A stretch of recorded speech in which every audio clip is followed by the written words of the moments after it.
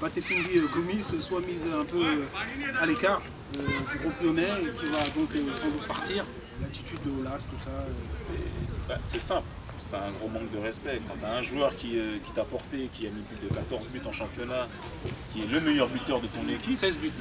Mais je pense que c'est un manque de respect. Mais je pense surtout que, et j'en suis presque sûr, tu vois, j'ai pas le cristal comme Stéphane, mais je dirais juste que l'histoire que Gomis a eue il n'y a pas longtemps, l'histoire de viol là, avec son pote de Saint-Etienne, et qui a été plus ou moins étouffé, mais qui n'est pas encore vraiment... je pense que ça leur a fait du mal. Tu vois, parce qu'ils lui faisaient confiance sur cette histoire et se sont mouillés pour lui. Et quand ils se sont rendus compte qu'en fin de compte, il n'était pas aussi blanc-bleu que ça, donc tu penses que je pense que ça joue à ça et qu'il se dit maintenant on essaie de se débarrasser des gros salaires. Mais Lisandro a presque le même salaire que... Et Gourcuff a un salaire de plus de 400 000 € et il est encore là. C'est vrai par rapport à l'attitude de Jean-Michel Aulas par rapport à Gomis, c'est pas bien parce que c'est un manque de respect. Il veut l'envoyer dans un club, ça se trouve Gomis il est même pas d'accord pour aller là-bas.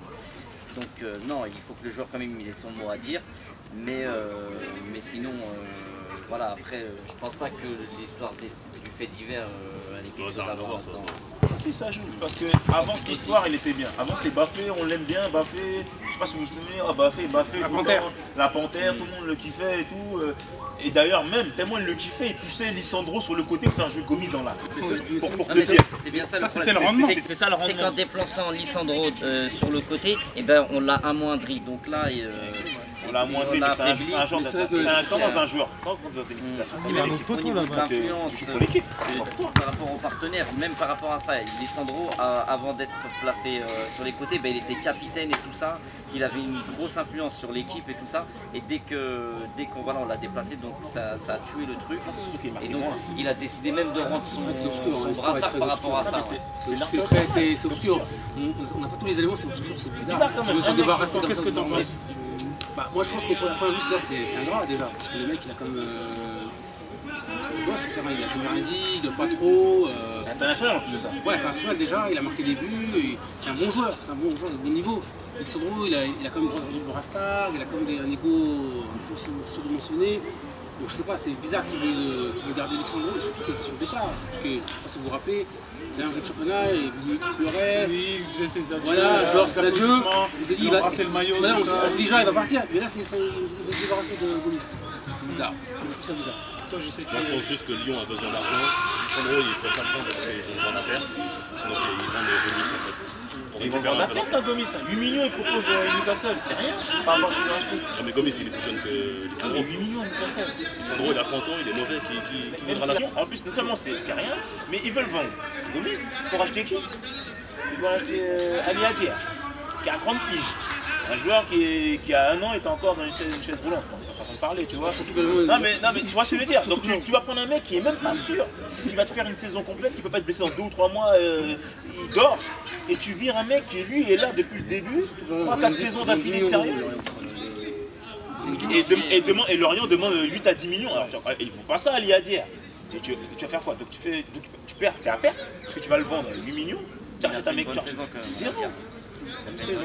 Ça fait une saison sur 5 ans. Il était à Middlesbrough, après il était en Ligue 2, il était je sais pas où, machin. Il a mis beaucoup de buts. Donc le gars, une saison, il a fait une saison, il a mis 10. À mon avis, s'ils le font signer au niveau du salaire, t'as vu, ça va pas être l'équivalent de Gomis. Ça c'est clair. Parce que Gomis c'est un gros salaire, on va pas se mentir, c'est ça le principal problème, c'est son Mais gros qui salaire. est son salaire? Ils sont dans une politique de... Ils veulent dégraisser. Mais donc dans ce cas-là, il faut dégraisser avec Gourcuff. Eh oui. Tu prends le, même si c'est pas le sujet. Tu prends le plus petit.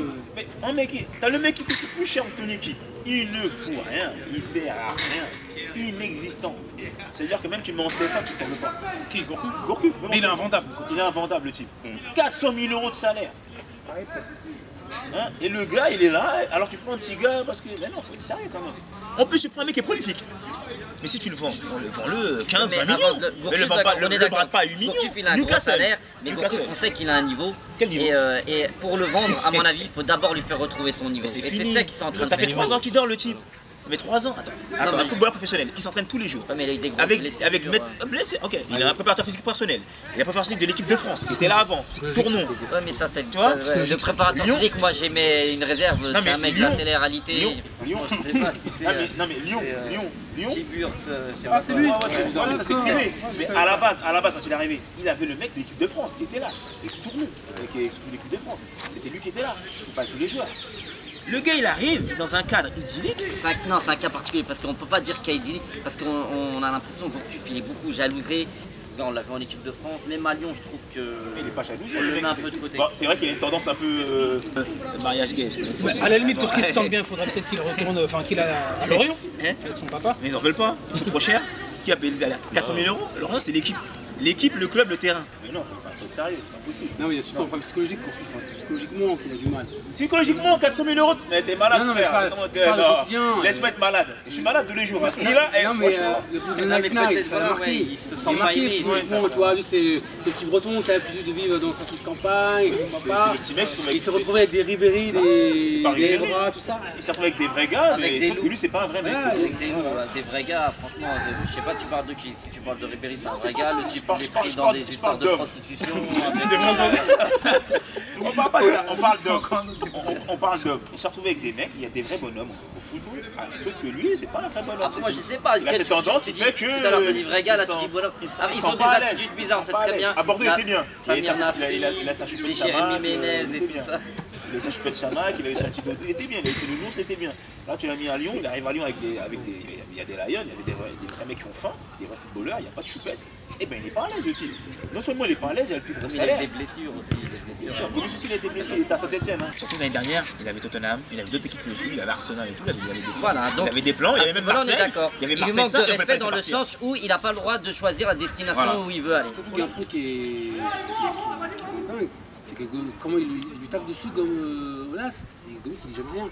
Il a toujours fait pour le gars, il a toujours essayé de ne pas avoir jeu, Olas, on la l'a bien parole vu avec Paris. dessus de l'autre, alors que lui il lui tape dessus sur Twitter, il n'arrête pas. C'est vrai, ils arrêtent pas. Mais il dit rien, Ouais. il dit rien, il reste de son côté. Il reste concentré, il faut Voilà, qu'il se concentre sur il dit ce qu'il rien. sait faire. Mais le mec Déjà, il tape dessus. l'envoyer, franchement, le manque de respect. Tu pars en stage, tu veux vendre un type, mais laissez se préparer. Tout le monde se prépare correctement. Lui, tu te donnes 2-3 gars avec des petits ballons, fait des petits. Non, non. Donc ça c'est pour dire on compte vraiment plus du tout sur toi. Là, c'est une blague. Et tu veux qui va l'acheter comme ça? Le gars, il est en méforme. Il va falloir au moins 2 mois pour qu'il soit en forme. Qui va l'acheter? Il va en Angleterre. Et qu'il aille à Newcastle. Il va faire banquette. Hein.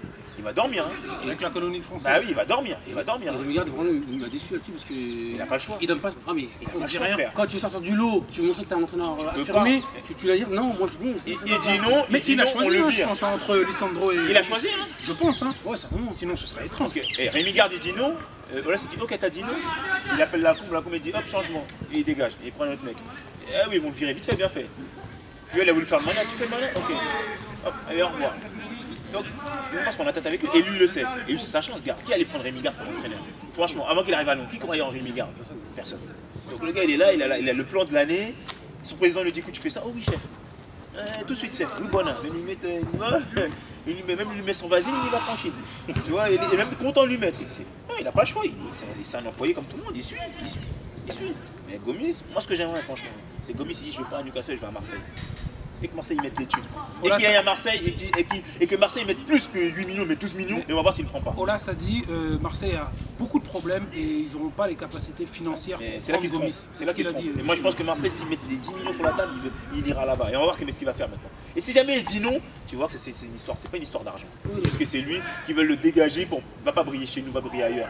Va perdre ton temps en Russie ou je sais pas où. Non, mais il en est capable. Voilà. Ok, d'après vous, quel coach de Ligue 1 va être remercié en premier? Ah, mais là, c'est cadeau ça. C'est vrai qu'on est au début, hein, mais bon. On est vraiment au début de saison. Au cadeau. Moi, je donne une liste et je justifie pourquoi. Déjà, t'as un président qui est un peu foufou, donc présentement, qui a envie de dégager ses coachs et d'échanges comme des casquettes. Donc, je pense que si jamais Léa Zakarian il voit qu'ils sont sur le point de l'investissement qui est super personnel, ils sont en train de faire 5, 6, 7, 8 matchs, il ne fera pas comme avec Nancy. Il va gicler tout de suite. Donc je pense que Nantes sera un des coachs en danger. en sachant que le numéro 1 parmi moi, tous les coachs qui seront en danger, c'est Paris, Laurent Blanc.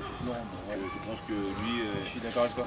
un ou deux matchs, et Nasser il dit écoute, on arrête la blague. J'ai mon joujou à je sais pas combien de milliards d'euros là, tu vas pas me. C'est un pilote de race. Laurent Blanc. Laurent Blanc pour toi. Hein. Laurent Blanc, celui de Derzakarian. En premier, Laurent Blanc. Laurent Blanc, Derzakarian à Nantes.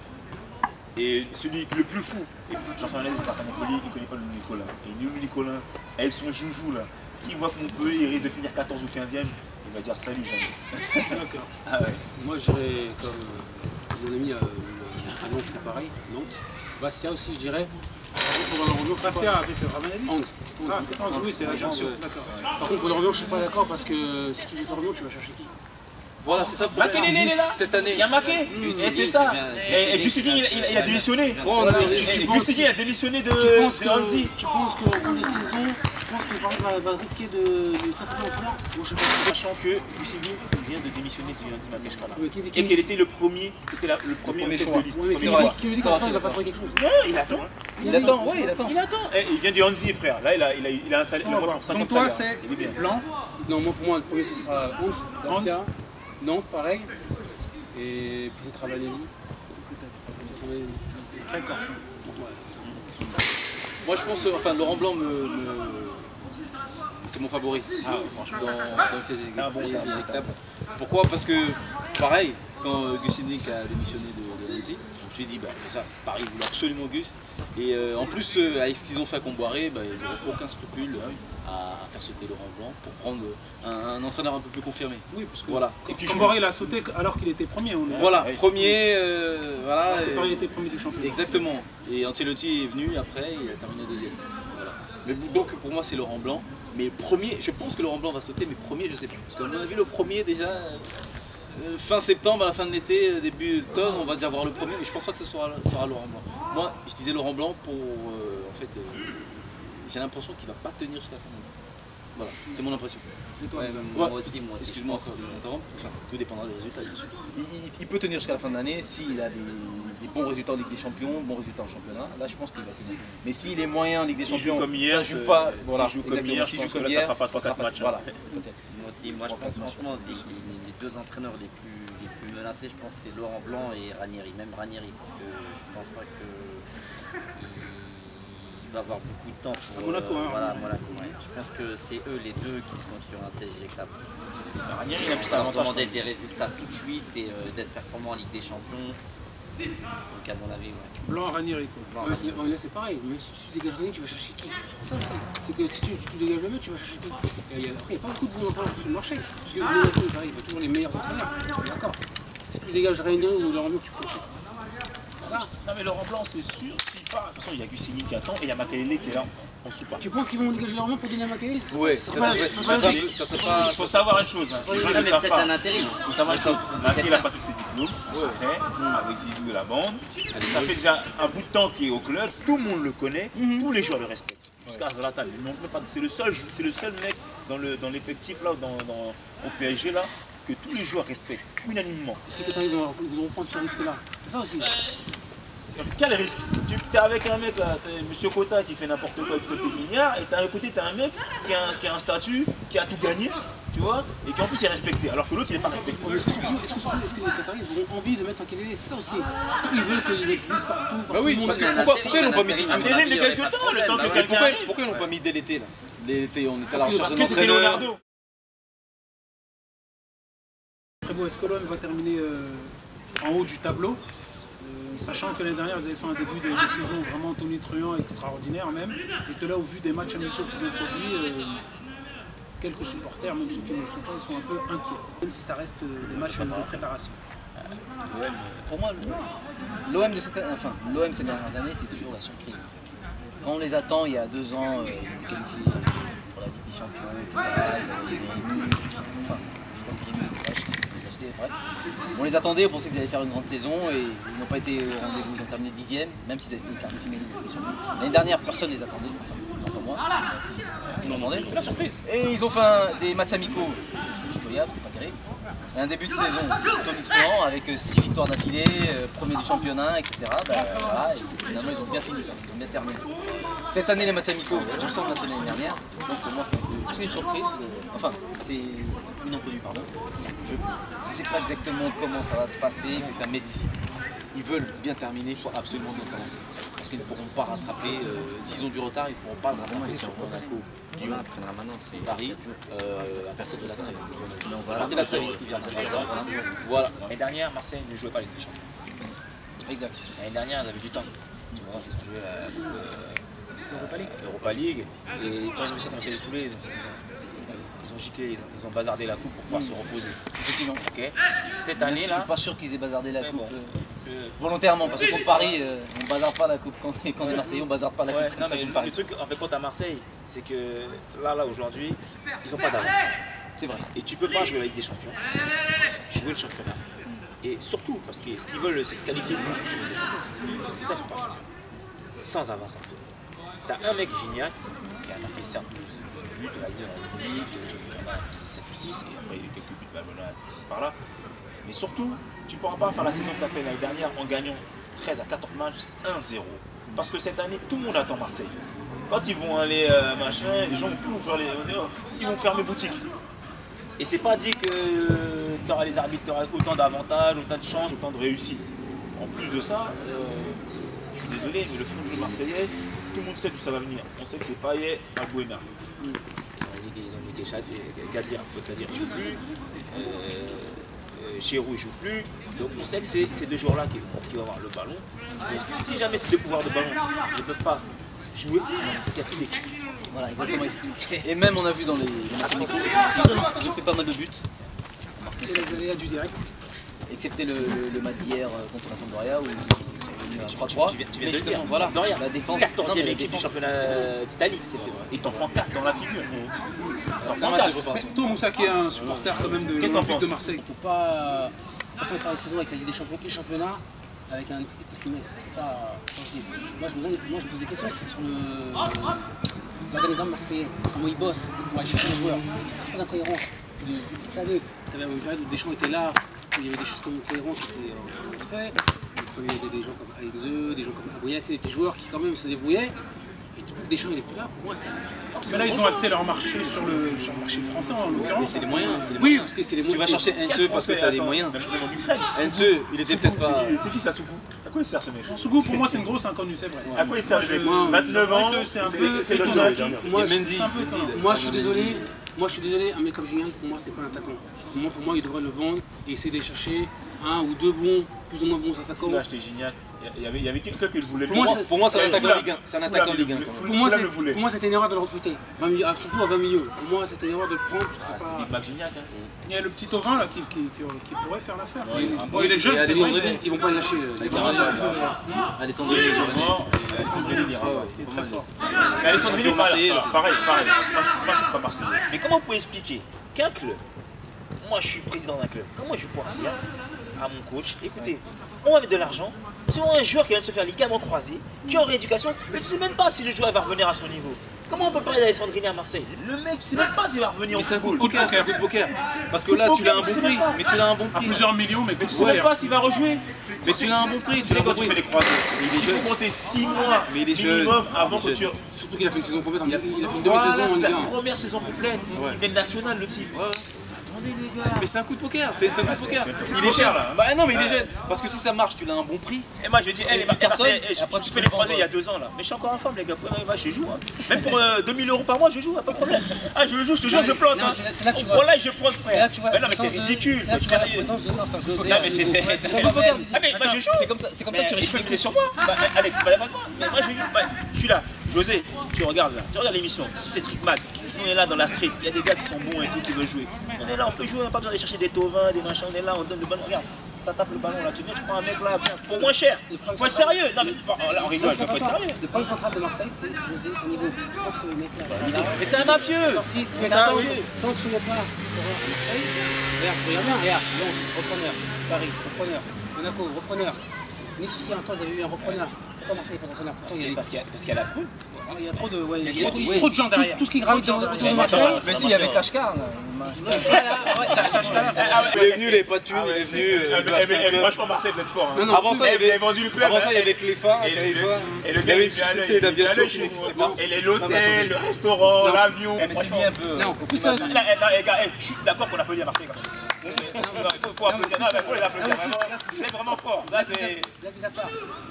Tant qu'il y aura José Anigo à Marseille, Marseille n'avance pas. En fait, il faut qu'il y ait un mec qui arrive, je sais pas, un russe, je sais pas, un Qatari qui arrive, qui fasse le ménage, qui nettoie tout. Pas à Marseille. Tu sais pourquoi? C'est ça le problème. Et les gens ne le savent pas. C'est qu'à Marseille, Anigo il est placé, mais Anigo il est placé par qui? Par des mafieux qui sont là-bas. Il n'est pas là par hasard. Anigo, il est là depuis, il est à Marseille depuis qu'il a 18 ou 19 ans. Tu vois, en secret, les gens le savent pas. Anigo, il a dit lui-même que effectivement ses amis d'enfance sont des voyous, des voyous, mais il a jamais fait aucune affaire avec eux qui a un lien avec le football. C'est ce qu'il a dit. Voilà. Mais bon, on le croit hein, quand les gens se font braquer. Il y a un truc On le croit. Il y a un truc qui est frappant. On le croit. Il y a un truc qui est frappant. Il y a un truc qui est frappant. À chaque crise qu'il y a eu à Marseille, le seul qui s'en sort, c'est Anigo. Toujours. Abdouf, du bon boulot à Marseille. On l'a jeté. Deschamps, tout ce qu'il a pu faire à Marseille, on l'a dégagé. Anigo, il est toujours là. Indéboulonnable. Il est toujours là. Mais tu peux rien faire, c'est la mafia. Le mec, il a dit, ouais, c'est pas Abdouf qui s'en va, je dégage, je pars. Il est resté toujours là. Et toi, Justin, t'en penses quoi Non, mais je pense que Marseille, en Ligue des Champions, ils ne vont pas passer le premier tour. Et en championnat, ça va être la 5e ou 6e place. T'es même gentil, 5e place, tu penses? Parce qu'il faut savoir une chose. Toutes les équipes qui jouent à la Ligue des Champions, et vous le savez aussi bien que moi, si jamais elles ne passent pas le premier tour qui bouge beaucoup d'énergie, ça peut te faire une Auxerre, ça peut te faire un point à Montpellier, où tu finis 16 ou 18e, tu joues la relégation. Parce que Auxerre, rappelez-vous, Auxerre a fait une belle Ligue des Champions. Ils se font sortir au premier tour en faisant des matchs nuls, des machins et tout. Et au final, aujourd'hui, ils sont là. Mais je suis pas d'accord. Non, la comparaison ne tient pas la route. Mais je dis que toutes les équipes qui ont raté leur Ligue des Champions, ont toujours souffert. Lille a souffert. Mais Marseille a vécu en Ligue des Champions. Ils ont vécu avec des joueurs. Ouais, avec des joueurs.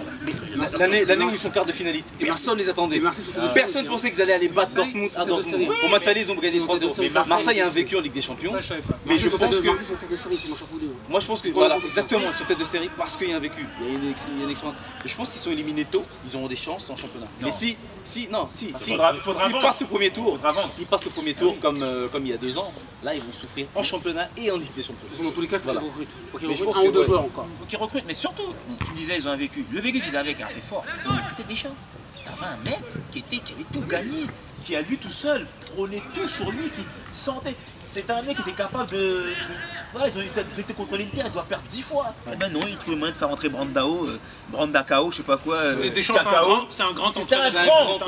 Mais ils ont pas de grand coach, ils ont un pantin. Mais quand je te parle de vécu, c'est même avant ça. Tu vois? Même avant Deschamps, ils faisaient des prestations pas extraordinaires en Ligue des Champions, mais ils étaient jamais ridicules. Premier tour éliminé. C'est normal, tu disais que Marseille avait une équipe, mais moi je refais le tour.